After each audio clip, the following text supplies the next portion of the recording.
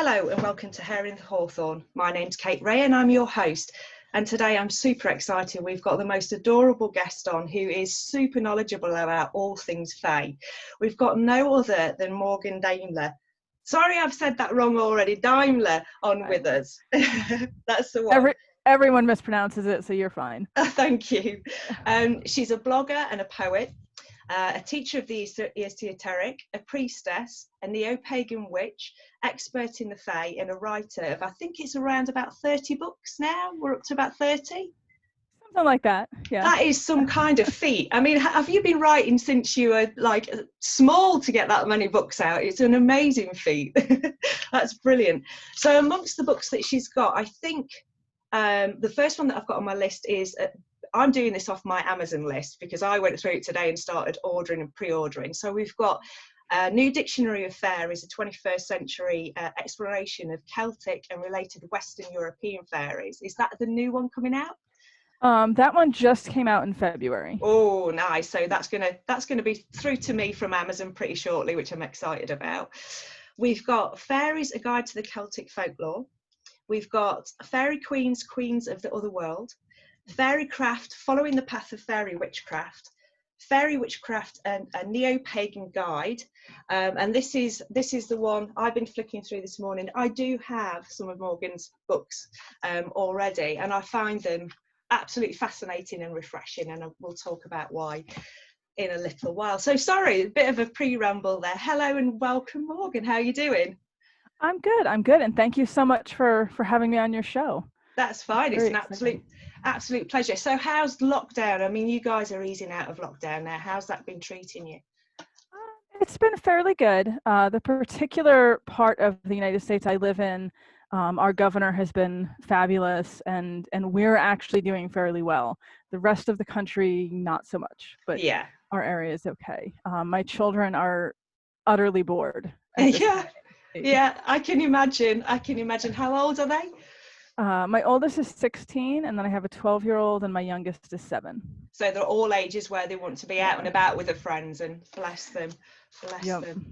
So I'm going to run through some questions, and as I was explaining to you just before we came on to record, the purpose of me doing this is basically I wanted to start opening up investigations into fae from a paranormal perspective, from ghost hunting, if you like, perspective. And we both pretty much agreed that there is not a lot of cross-pollination between the sort of worlds of the paranormal, the ghost hunter, the paranormal researcher, and into the world of the fae. And we see that a lot in things like cryptozoology and ufology as well. You know, we don't take these steps and traverse those gaps. So this is why I'm inviting fantastic guests like yourself to talk about the fae. And I think that from the things that I've read and sort of seen on YouTube, that you definitely qualify as somebody who can sort of help putting those things in place for people to start understanding the world of fae. So the first thing I want to ask you about is probably a very general question that you've maybe been asked a million times before, but what began this for you? What was the beginnings of understanding what fae were? I mean, for me personally, my entire life, even when I was very small, I have had experiences and I don't know how exactly you would phrase it, encounters. I've seen them, I've interacted with them. And so for me, as I got older, and I grew up in the Irish American diaspora, so I grew up with some degree of the beliefs, kind of as they filter down over here. For me, it was really a matter of finding something to help put this in context. You know, I was already kind of dealing with it anyway, and I needed some sort of structure to help understand it. And when I was a little bit older, in my early teens, 11, 12, tween, there we go. Mm-hmm. Yep. I started really getting into the written folklore and reading other people's accounts, historic accounts, and seeing things that were very similar to what I was dealing with or what I had, seen at various points. for me, it was just very validating Hmm. and really helped me with that context. But it also sort of spurred this lifelong interest in it. Then you just want to keep learning more and more. Um, and I'm also very interested in other people's modern encounters and stories, and because all of that, I talk about it like it's historic because I tend to read way too much, but this all still, of course, does happen Hmm. frequently. And I talk to a lot of people who also have, modern experiences and modern encounters. Yeah, So, definitely. And I think the thing is when you do it, and I've said this before on other chats that I've had, when you experience Fae, the reaction is very different to anything that you experience that may be classed as the other. So saying that you've seen Bigfoot and people go, "Oh, really?" Saying you've seen a fairy, you're a crackpot. Instantly, you're a crackpot. So finding other people with modern experiences for me has always been that I'm not nuts, or I'm not as nuts no. as I thought I was. So it's important for that, and it's also important to reference as well, because as things get documented, perception of what Fae encounters are, sort of new things come to light. So it's not just the historic, fairies and changelings and being whisked away into fairyland. We have, all over the world, we have encounters that have similarities that don't really sit historically as well. So I totally agree with a modern aspect. So that all started then to sort of come together within the traditional fairy tales for you and the mythology, and that obviously helped you sort of tie things together, and it's obviously brought out a massive love of all things sort of fairy. So was it a natural thing for you then to look specifically at sort of Europe, and I know that that's part of your heritage as well, though, isn't it? It is, yeah. My grandfather was from Ireland, so we sort of had some of that naturally. And I mean, I definitely also look at the sort of equivalent beings over here in the United States, because of course there's a lot of folklore relating to that too. I just seem to have a much stronger connection to specific types of beings and to specific things that were Hmm. more sort of that Celtic Milu sort of Hmm. thing. But I've definitely studied outside that.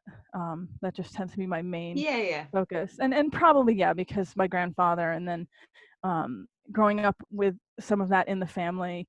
And my best friend when I was younger was from Ireland. She was born in Ireland, so Mhm. it all kind of kept getting reinforced. Yeah, and I think What you happened? can't, you kind of don't choose when these things come to you, do you, as well? And that they will kind of funnel you into certain directions. So a question that's never occurred to me before. I know there are similarities between Fae and Fae encounters between here and the rest of the world, really.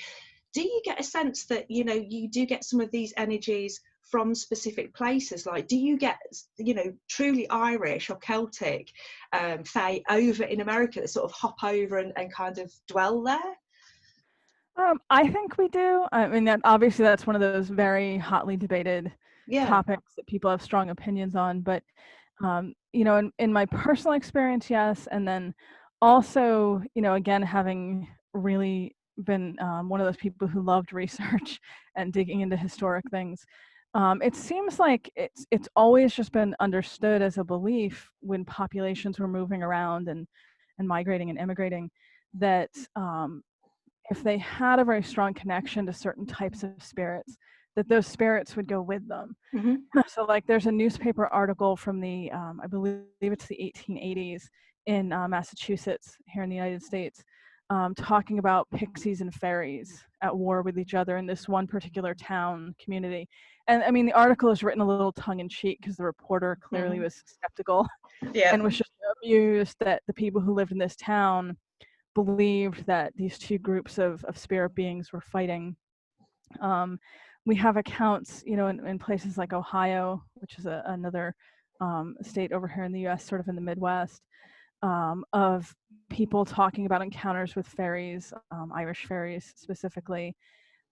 There's one account in the Fairy Faith in Celtic Countries, which is this sort of classic tome of fairy material, that talks about someone who had an issue with a Lananshi, which is a kind of often vampiric fairy lover, and he had tried to flee to sort of get rid of her. So he had left and gone to America, and he wrote home and told his family that it hadn't worked, Mm-hmm. that the fairy had followed him and was still with him over there. So, I think besides my own personal experiences and my friends who've had other experiences as well, I think there's a lot of layers of belief and a lot of long-term evidence that people have kind of always believed that these beings do travel. They're not stationary. Mm-hmm. Uh, And I mean, there's a crossover link there between, the succubus and the incubus within sort of the paranormal understanding of that kind of energy, that do attach to people and will move around with people. So those are the places where I'm looking at to see whether these crossovers within the sort of two areas, the two disciplines, and there it time and time again sort of comes up, with those links. And I often say that I think that a lot of the poltergeist activity that we get now would have been house brownies, would have been, house spirits, wreaking havoc. There is some suggestion of links within those as well.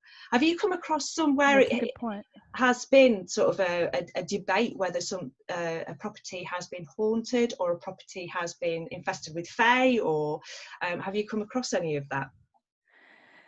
It's interesting because what I usually see is it really depends on sort of the perspective of the people who are looking into it. If you have people who are who have a lot of strong ties with the fairy faith, with the fairy beliefs, they seem to always sort of start with, is it fairies, and then go from there. And that's fair. I include myself in that. I always sort of suspect fairies first. But when you have people who are, paranormal investigators, they always seem to start with ghosts first, and then, sort of eliminate from there. But it's interesting to see the way that particular groups tend, and you had touched on this at the very beginning, to just discount fairies and just assume that, whatever's going on, it's not that, unless you happen to live somewhere or to be someone who has a strong belief in them. And I don't know if that's because for a lot of people, fairies are that mainstream Disney-fied Tinkerbell sort of harmless little sprite sort of a thing. And if you don't know the older folklore and you don't know the sort of the living cultural views on it, I guess I can kind of understand why you're going to say, well, this isn't Tinkerbell. Yeah. So, So what are fairies for you? Can you sort of, can we even start to define what they are? How do you explain fairies? That is an excellent and complicated question. It is. It is. I mean, I think that clearly there's so many things that are out there, non-human things that are out there. And when we look at fairies, it gets particularly difficult because it is such a broad category. As opposed to the way I know some people, they do sort of view it as very, very specific. But across the 600-700 years we've had the word fairy in the English language, it's always been sort of a catch-all term. And it's always been used synonymously with other words, and it just sort of means a being that is otherworldly, something that comes from the other world into our world, or is in our world but is from the other world or can return to it at any time. And it includes so many different specific things. You had mentioned brownies, which is a type of house spirit, that would be a type of fairy. I mentioned the Lananshi earlier. That would be in there. You have things like the Ishisi, the Kelpies, water horses would be the English, who, can look like a horse, can look like a human, have a tendency to drown and eat people, Yeah. associated with water. Yeah, it's just such a wide range. So I almost tend to treat the word fairy kind of the way we would treat the word animal, Hmm. because you can cover, when you say an animal, it could be a mouse, it could be an elephant, it could be anything in between. Um, that's sort of how I look at it, which is probably why I default to considering things to be fairies until proven otherwise. Yeah. Um, Yeah, I definitely agree with you that there's that huge spectrum, and I often just sum it up as simply as I can by saying it's the other. yeah. It's just the other. That's what it means, and it's usually those who are, it's interdimensional beings on a different vibrational plane that aren't human spirit. Yep. And that in a nutshell kind of for me sums it up. So in that spectrum, you've talked about already that there are energies and beings within that spectrum that aren't you Tinkerbelly types, that aren't you nice, sweet, leave your gift type. So you have that real darker end of the spectrum with this. And like you started saying about, if you look into your fairy lore and, the folklore around it, they weren't always nice, were they? I mean, yeah, I mean, there's some horrendous stories, isn't there, about fairies? Oh yeah, yeah. And I think that's one thing a lot of people today sort of misunderstand. And again, I understand sort of the mainstream popular culture view is more of that gentle, nice. They give you gifts, they help you. But there's a lot of cultural material, be it Irish or Scottish or even Norse, um, what have you, that's out there that definitely paints them as beings that you want to be respectful towards, Mm-hmm. and you aren't necessarily immediately antagonistic with some of them, but could definitely potentially cause you a lot of harm. Mm-hmm. And sometimes even the ones that are a little friendlier, if you upset them, could still cause you a lot of harm. So Mm-hmm. they used to be right on that borderline between being feared and Mm-hmm. being respected, sort of blending both. Yeah. So what kind of things would happen if it all goes wrong in fairyland? If you piss one of these things off, what kind of things can you look out for, do you think? I think there's a whole wide range of things. I mean, definitely they can just kill you. Mm-hmm. Yeah, we have lots of folklore about that. They can drive you crazy. They can blind you. There's actually an account. There's a collection. It's called Do-It-Just.ie. It's the website on online. It's in Ireland. It's a children's school project, was to go around in the 1830s, roughly 1930s, sorry, and collect local stories from adults. And quite a lot of them include fairy lore. And there's one story in there about a man who had run across the fairies playing a game, and they wanted him to join the game. He was a fiddler, so when the game was over, one of the fairy women didn't want him to leave Mm-hmm. because they're very fond of human musicians. So she was trying to get him to eat fairy food, which is a big no-no unless you Mm-hmm. want to be stuck there forever. And he wouldn't do it because he knew that and he wanted to go home.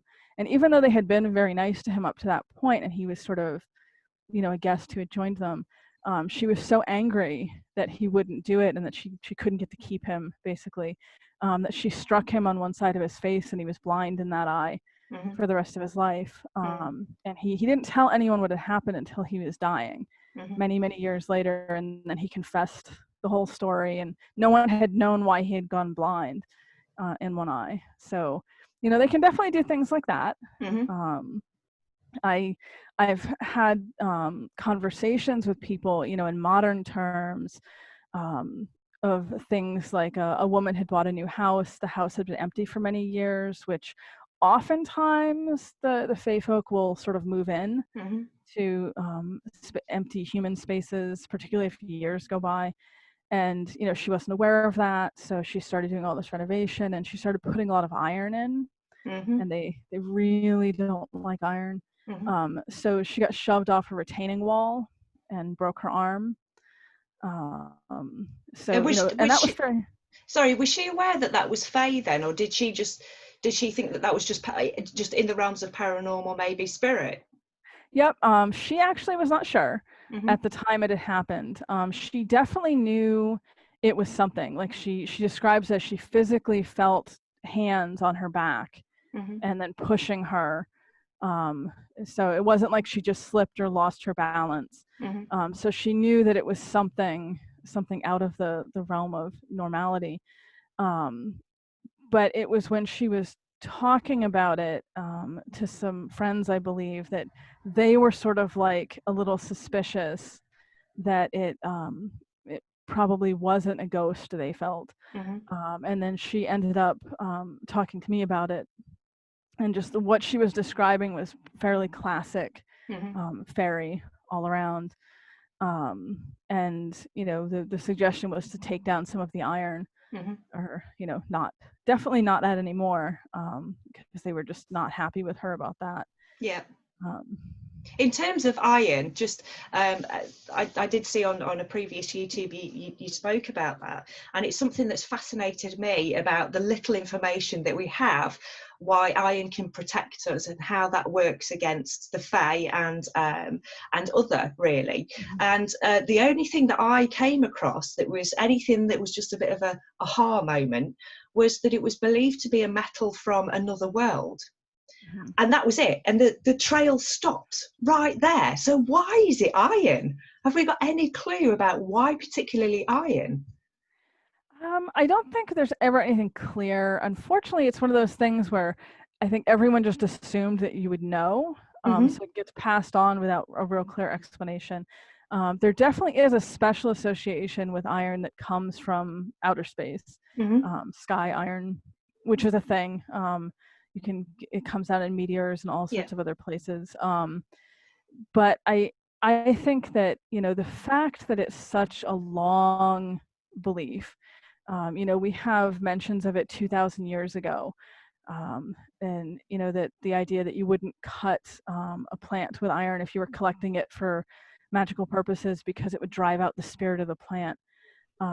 This is obviously something that humans have believed for a very, very long time, Mm. and you see it across different cultures. It's not just one sort of culture that has this. Mm-hmm. Um, I mean, I have my personal theories. I think it's really interesting that iron is a very grounding metal. Mm-hmm.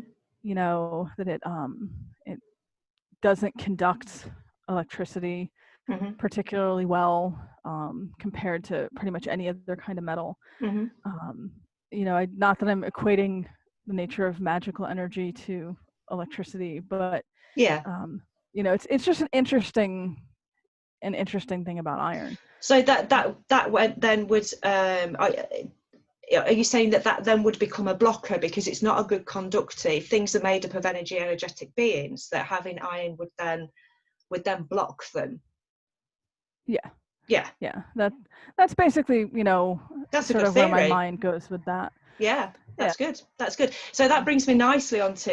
I'm kind of. I've got loads of questions, but I'm skipping around everywhere. It's That okay. that brings me nicely to.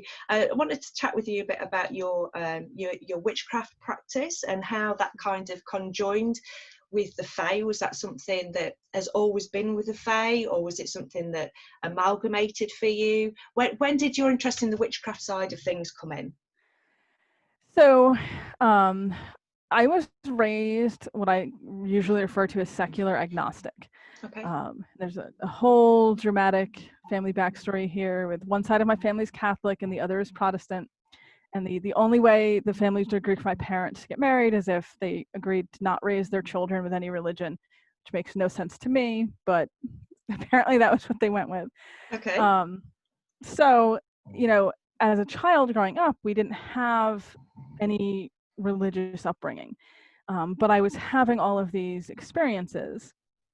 So when I was about 11, a friend of mine had gotten a book on witchcraft, and I read it, and it really, for me, was like an epiphany, Mm-hmm. because it was so in line with a lot of the things that I already sort of either intuitively believed or was experiencing. Mm-hmm.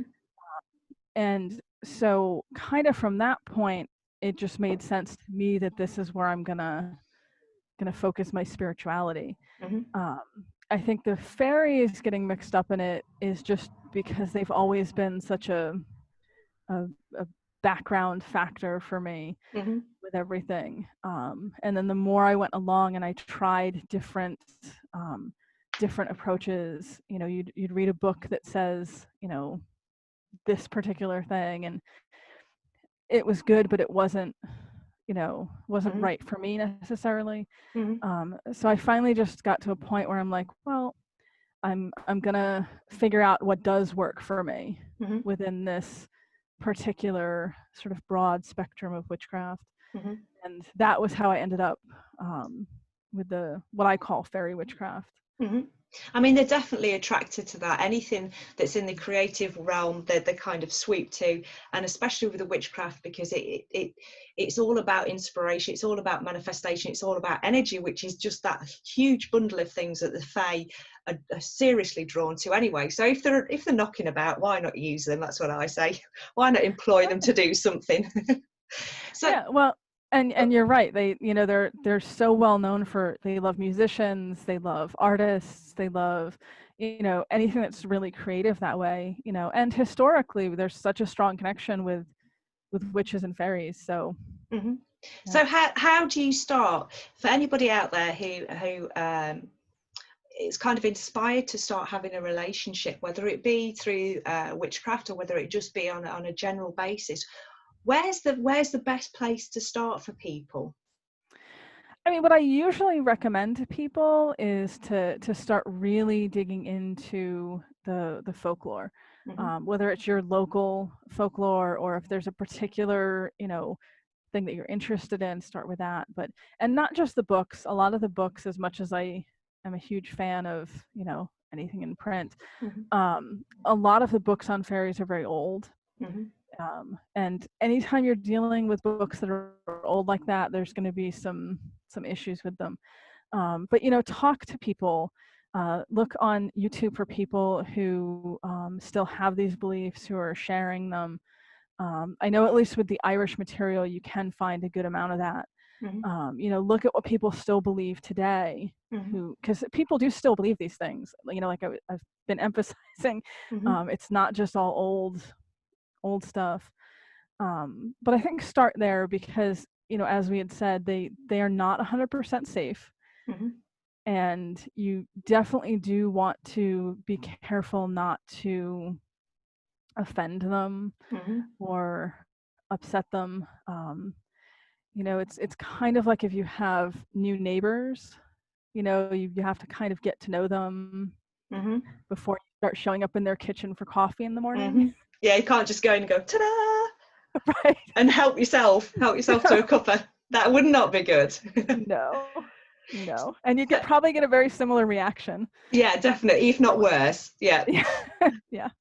So if somebody's sort of done their research and they've looked into the historical side of it, and flick through, there's a raft of really good books out there. I know your books suggest some, and I was really pleased to see that you'd put the Froude's in there, Brian Froude's work as well, which I for love me Froude. he's spot on for me. Yeah. He's definitely spot on. He was the first person with all the fairy artwork that's out there, and mind you, I was 11 or 12 in the very early 90s, if Mm-hmm. I'm doing my math correctly at the moment. And he was the first person, when I found his book Fairies, that the way he depicts them, the way his artwork is, was actually the way that I was familiar with them. And to me, that was such a wonderful thing, and I will never not recommend him. Yeah, I'm totally with you. Very highly. I mean, surrounded by all the books at that time, and I'm with you. I discovered it about the same time. They were all kind of twee, and they weren't quite it. They weren't quite gnarly enough, or they weren't quite naturey enough. And then Brian's work was, he really knows his fairies. Yeah, and he covers that whole range. I mean, he has beautiful, elegant ones. He Mm-hmm. has really gnarly. Yeah. frightening ones. He Mm-hmm. has, everything in between. He has the animalistic ones like the kelpies. It's just amazing Yeah, how clued in he is. yeah, definitely. So I've took us off track a minute there. So It's okay. in terms of, so people have done the research and they found maybe authors that they like, etc., and then they want to start making those baby steps to inviting a relationship in with the fae, and like you say, it's it's a bit like dialing a random number sometimes, isn't it, with the fae? You've got to be careful because you don't know who you're going to get on the other end, and there's definitely that there. What kind of little things can people do materially to start building those relationships? I mean, the first thing that I usually recommend at that point is to start with your house, your home. And we touched on house spirits a tiny bit earlier. No matter where you live, whether you have a flat, whether you have a house, whether you have, a grand estate, it doesn't matter. Anywhere you are, there's going to be these spirits around you. There's going to be these fairy beings around you. I will emphasize even in the city, because for some reason people tend to assume there aren't in the city, but they're pretty much everywhere. And the particular ones that tend to be the most inclined towards kindness with humans as the default setting would be the ones that are going to be the most, intertwined with human lives, and that's house spirits, that's house fairies. So that's always the best bet to start with, and ways you can do that: talk to them, even though you can't see them, just be confident that they're there. You can ask them to communicate with you with things like dreams, because there's a lot of history of that being successful. You can leave out little offerings for them. Some people will sort of set aside a little place, usually in the kitchen or the living room. We don't really have modern hearths these days. We've sort of separated everything, but somewhere that feels like sort of the heart of where you live. Set aside a little place for them and just make it clear to them, like, this is for you, and I'm glad that you're here. And those are usually pretty good ways to start. And I don't know of anyone who I've personally talked to about this that has done those things that hasn't gotten some sort of a response. So it may take a little while. Yeah. I think that's the thing. Is we expect this instantaneous connection, don't we? And a lot of the time it does take that, because it's like introducing yourself to a new person. They're checking you out, they're making sure everything's okay, they're making sure it's something that they want to be involved in. It's not, you leave out a bowl of milk and all of a sudden they go, ta-da, I'm here. Right. I think that would scare me to death if that happened. It's like I'm inviting the fairies in and suddenly they all start coming in. I think I'd be pretty freaked out about that. So what happens, and I know this is it's a bit of a sticky point, and I know this personally from experiences that I've had. What happens if things do go wrong, if the wrong fairy comes into your life? And I'm saying it's a sticky bit because I know the fae hate us talking about this and hate us talking about how to not just protect ourselves but rid ourselves. And they don't particularly like us divulging that information. So I'm quite minimal in how I divulge and what I divulge to people about that. But what things can people do that aren't going to aggravate a situation if they do find themselves having an encounter with the fae not on the nicer end of things? I think it depends a little bit on exactly what you're dealing with. If you're like out on a hike, if you're out in the woods or what have you, and you run into something that definitely seems more malicious, your best bet, in my experience, is initially to just apologize, because sometimes it's just that they don't want humans in general there, and apologize and sort of back away. I've done that and it's worked.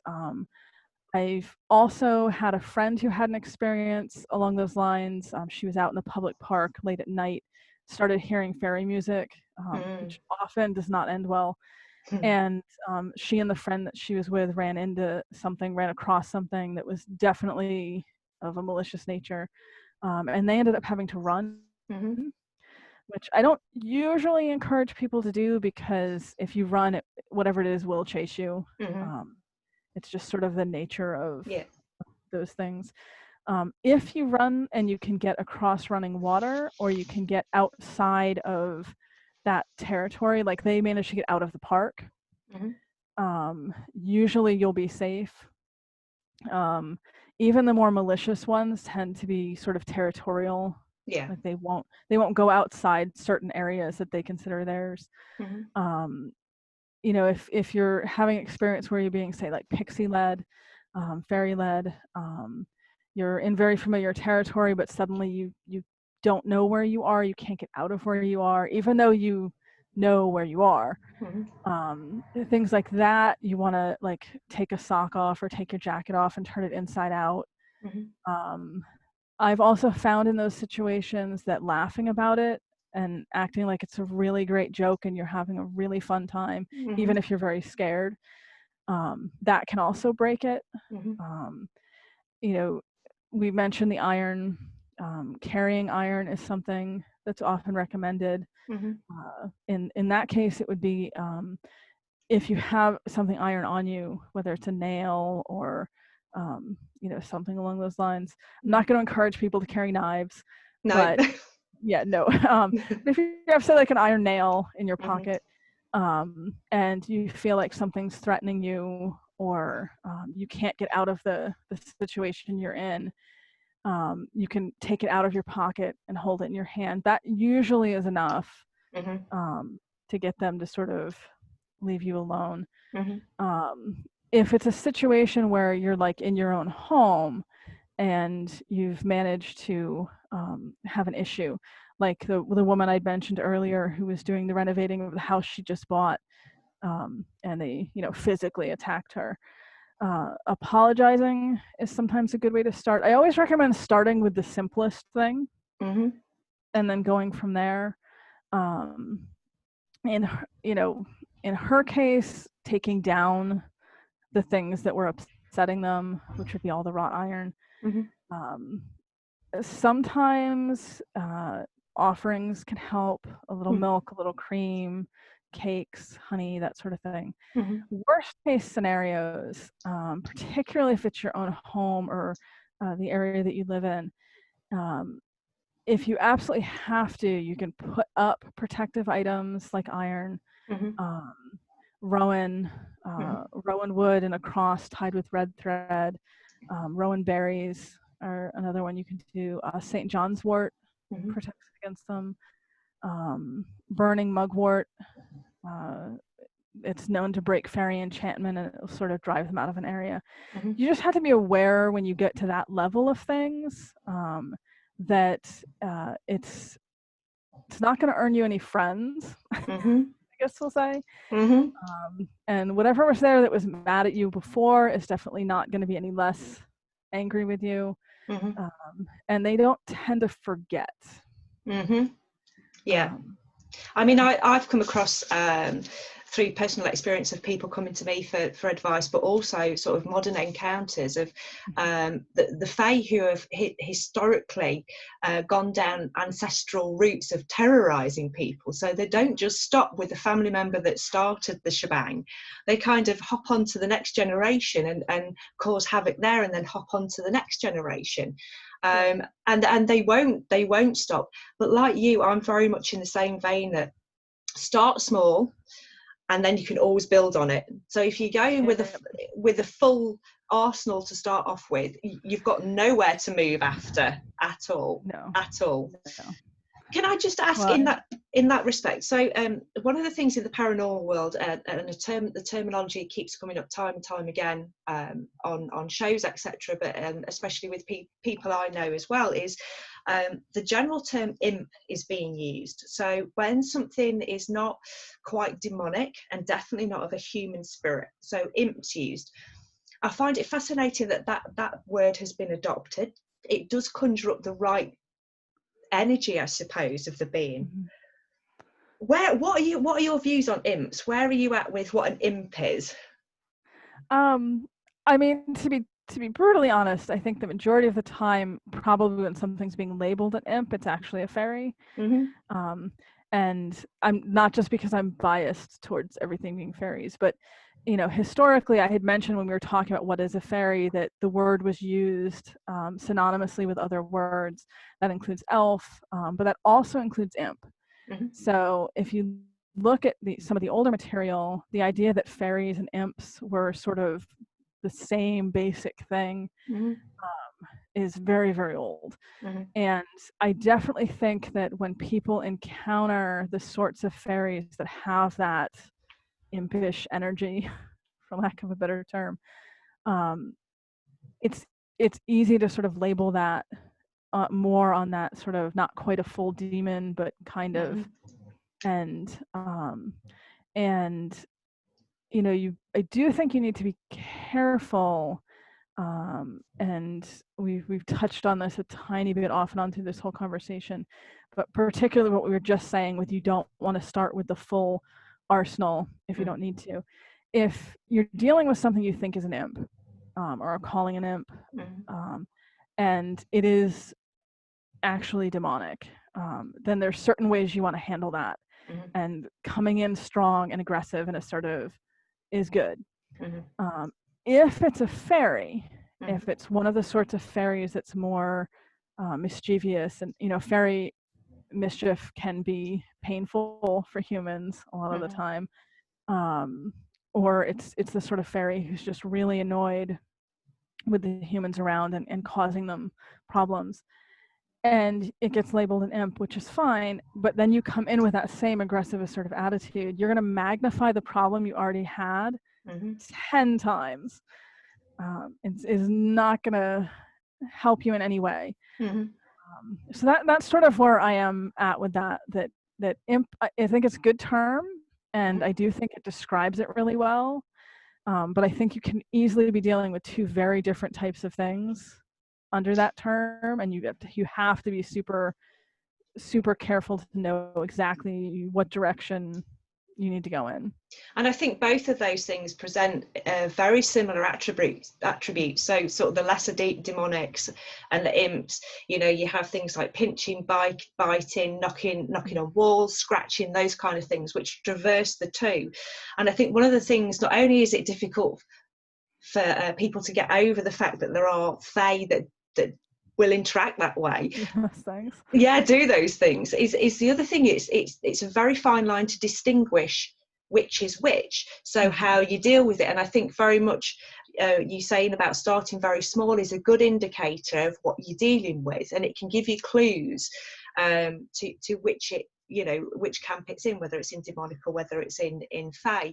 Because I think, in my mind, that the fae will calm down a hell of a lot more quickly under circumstances than the demonic realm will. The demonic realm will just kind of keep it at a level where the fae, when you start recognizing them and saying hello and start all those little things, they will start sort of trickling down in their energy level. So is there any other way that you think that we might be able to spot the differences?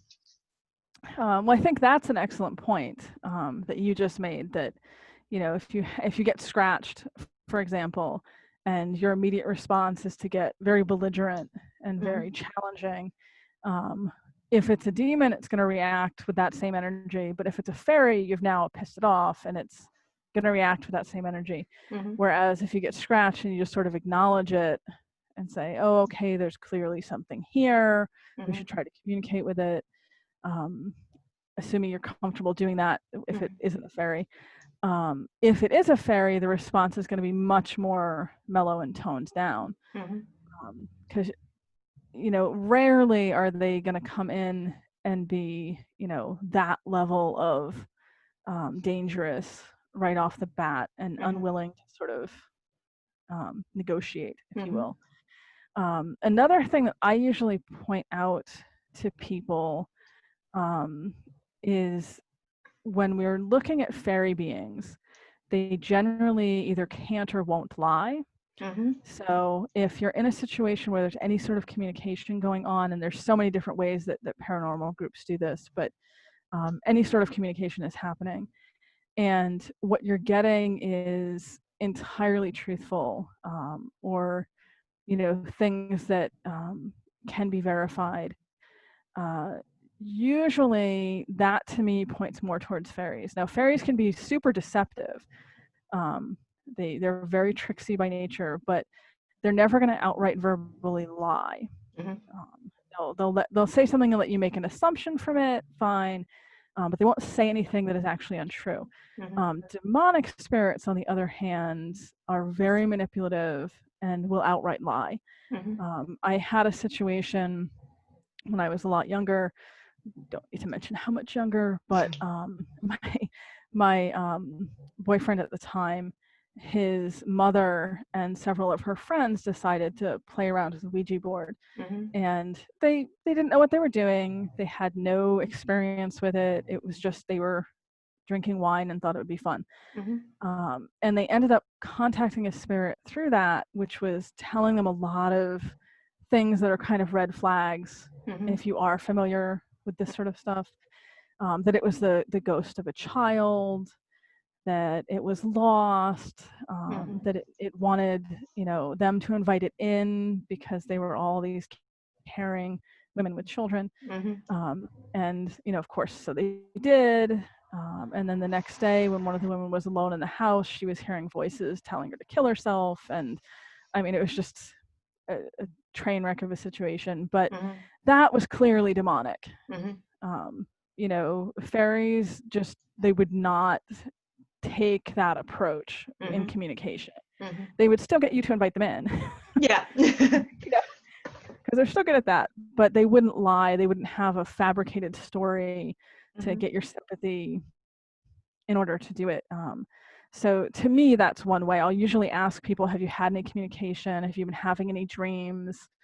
If you're using something like a spirit board, or some of the more technological things that people will use, even EVPs, Mm-hmm. what has it been saying to you? Mm-hmm. And a lot of times that's a good way to sort of filter in one direction or another. Mm-hmm. Outside of that, I've generally found, and this is more my personal experience, that fairies don't tend to bother dogs very much. Mm-hmm. When there's fairies around, if there's a dog, the dog just tends to, it's fine, it's perfectly normal. Cats are a different story. I don't know what it is with fairies and cats, but they make cats crazy. Mm-hmm. In contrast, though, demonic energy, dogs do not like that at all. Mm-hmm. In my experience, if you have a demonic energy around and you bring a dog into the situation, the dog will freak out. Mm-hmm. So that's another thing that I'll often ask people, if you have a dog, what is your dog doing when these things are happening? They're all really, really good tips. And I just you saying that about the dog, I've never even clicked that. But now you're saying it, and I understand why. I have bits and bobs of encounters, and the dog's just completely chill with it, and she's, I'm either hearing things or peripheral vision things going off, and the dog's still sleeping, or she's, she'll cock her head, and then that's it. So that's explained that one to me, so thank you for that. It sounds to me that you are very aware of sort of the kind of paranormal and the ghost hunting world. You mentioned EVPs and different equipment, and it's just occurred to me while you've been talking about that. How do you feel about the use of that kind of equipment, and would it be useful at all in, say, looking for evidence for fairies and for the Fae world? I don't know with all of it. I would be absolutely fascinated to see people start trying to apply that technology, going to locations known to have fairies, just to see what kind of crossover there would be. I will say another of my little ways to distinguish between just fairies and ghosts in general. Mm-hmm. If you can hear it out loud, if the whole group, if there's several of you and everyone hears it out loud, in my experience, it's usually a fairy. Okay. It's recorded on EVP, and the humans present, maybe one person heard it, nobody else did, that tends more often to be ghosts in my experience. But I would love to see people really use that equipment. I would love to see if infrared would catch fairies. They use glamour to fool human senses, but how would that be on a camera? I think all of that would be just super interesting to see people trying to do. I don't know if anyone yet who has. I have seen some ghost hunting TV shows where I strongly suspect what they're encountering is actually a fairy and not a ghost or nothing demonic. But I've never seen anyone intentionally, take all that awesome equipment and go try to use it for that. I said to you before we came on and chatted about really why I was highlighted and I became involved in that crossover paranormal fae, and that was through a TV show, and I know it's out in America. It's Help My House is Haunted, and it's got Chris Fleming. Have you come across it? Have you seen it yet? I think I've seen a couple episodes. Yeah. So the second series, they do encounter a lot more in terms of non-human spirits, and I'm good friends with Barry Guy, one of the presenters, and he rang me up and said, we've got this thing, we don't know what it is, can you see if you can tap into it? And I picked up basically a pissed off pixie. There'd been a tree cut down and the family were being haunted by this pissed off pixie, and so from there they really did start opening up, and I have had conversations within that sort of level with people about, these aren't all demonics, they're not all human spirits. So it is filtering out there, and I've been out on investigation and used an SLS camera, which is the camera that picks up the little stick figures. Yep. And sort of manifests, it's meant to manifest where spirit is. And some of these things are like 15 foot, and then other ones are like, a couple of inches. Yeah. And it's absolutely fascinating because, although a human spirit could, in theory, within an energetic theory, grow very big or be very small, to me, it's like, is it though? Right. Is it human, or are we, what we're picking up, is that the fae, and would they be happy to know that we can pick them up in that way as well? Are they happy to be seen? Are they happy to have the evidence captured of them? I would assume, particularly with those shows, that if anything that they do encounter would be something that was intentionally trying to be around them. Some of the ones that I've seen capture things that are either funny, like the spirit is obviously sort of just messing around with them, and that is a very fae thing to do. And I have seen some evidence on video, and it's that, of course, very fleeting, quick evidence of things. And usually whoever's investigating it will describe it as looking very deformed, or they can't quite figure out what it is because it's not an animal, but it's obviously not human. And I've seen at least one of those where I strongly suspect it was a fairy that was very briefly caught on video. That was in one of the closed down mental asylums here in the US. But again, that default, they're not expecting that. So they're just like, what kind of weird ghost is this? It's like, 2 feet tall and looks partially like an animal and partially like a human. So I think it would just be really interesting to see someone go into it with the mindset of, could this be otherworldly? Because I do think people do sometimes catch evidence. I will say, full disclosure, I'm hugely skeptical of the majority of photographs people have of fairies. I'm sorry, I just did air quotes around that. I'm evidencing my skepticism already, because I think a lot of it is just pareidolia. Yeah. Quite frankly, it's people are just you see faces in bushes and tree bark because the human mind is just primed to do that. I have a degree in psychology, by the way. My psychology bias coming out. So I don't think that the majority of that is particularly good evidence, but I have seen some unintentionally captured Mm-hmm. by some of these paranormal investigation shows, and I Mm-hmm. think that's really fascinating. Mm-hmm. So I think there is potential in that area. So, I mean, like I said, I haven't got through half my questions, but one question that's just come to mind that I do want to ask you is, do you think that human energy, deceased energy, can interact with Fae? Do you think that they are aware of each other? So, ghosts and Fae, do you think that they can interact? I do. I mean, I do think, to be fair, that there's different types of human ghosts. So if we're dealing with the sort of human ghost, which is just sort of an echo, an Mm-hmm. energetic imprint of something that's not particularly sentient or able to interact with anything, that would probably be a separate category of being. But the more sentient, aware human ghosts, I do think so. I think the fairies in particular would be aware of them. Mm-hmm. I think that fairies and demonic beings are also aware of each other. Mm-hmm. Um, whether or not they get along particularly well would probably be an individual situation. Mm-hmm. But um, I think often it's the humans in the situation that are the most unaware Mm-hmm. of everything that's going on. Mm-hmm. And I do definitely think at some of the more intense locations, you can have layers of activity.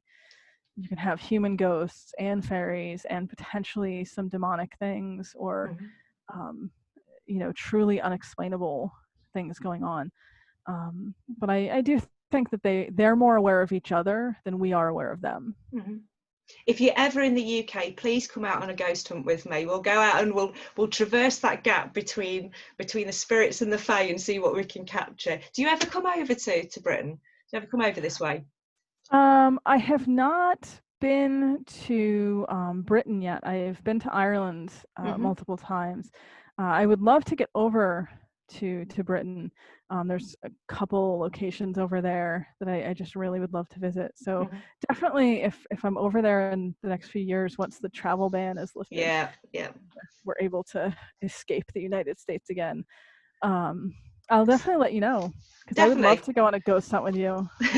So where are your hit lists in Britain? Where's the kind of the top places that that have kind of caught your eye that you think, yeah, definitely, there's definitely fae activity going on there? There's Oh, so there's so many. many. There There's is. so many. Yeah. I have a good friend who's from Chorley originally. Mm-hmm. And they've talked so much about the area around where they grew up and the Mm-hmm. moors and all that. So I'd love to get out there. And then, obviously just personally would like to get up to the Orkney Isles and Yeah.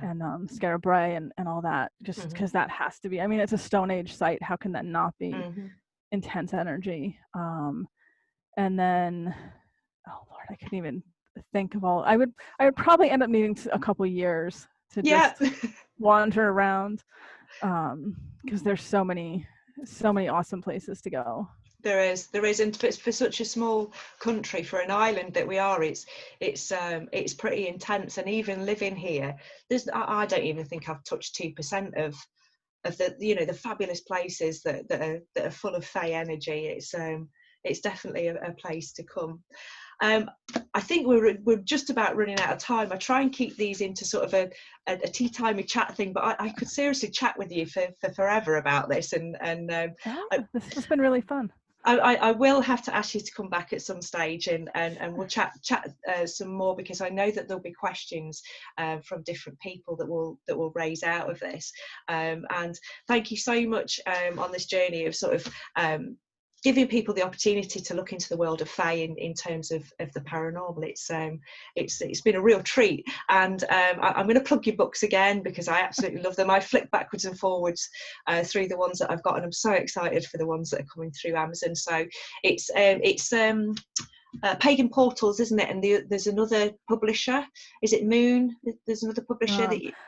Moon Books is my main publisher. Yeah. And they're based in London. Yes, and all of them, if you just type in your name into a search engine, then your list of books do come up. Yeah, You have pops up. Have you got a new one coming out in, is it November? Is there a new one online for I sort of? have a new one coming out in September, which is about the Morrigan. Mm-hmm. It's called Pagan Portals, Raven Goddess. And I have a new one coming out in December, which is about fairies and the idea of star worship. And Wow. yeah, sort of connecting fairies and Neolithic sites aligned with stars, and particularly the Pleiades. And yeah, that I went to Iceland in 2018 and I had some really intense experiences there, Mm-hmm. and it sort of changed how I look at certain things. So Mm. it's a lot of what Wow. that book's about. Yeah, I'm so looking forward to that. Then the previous chat that I had, just polishing that up at the moment. The connections that are coming out of all these chats are weird because it was heavily Palladian based, you know. Mm-hmm. So, and it's not a new concept to me, but I've not really delved into it. So your book is going to be brilliant for that, for getting a bit deeper into that. I'm sure. I hope so. I'll have to keep my eye out for that other interview. I'm Yes, really it's interested now. coming up online on Sunday. I've just scheduled it for Sunday, so yeah, Awesome. take a look. It's brilliant. It's interesting, very interesting. Thank you so much. It's been absolutely brilliant, and I'm so pleased that you found the time to sort of chat with me about these things, and I'm sure we'll try and get you back on at some stage too. Well, thank you for having me. This was a great conversation. I really enjoyed it. Good. Thank you very much, Morgan. Thank you.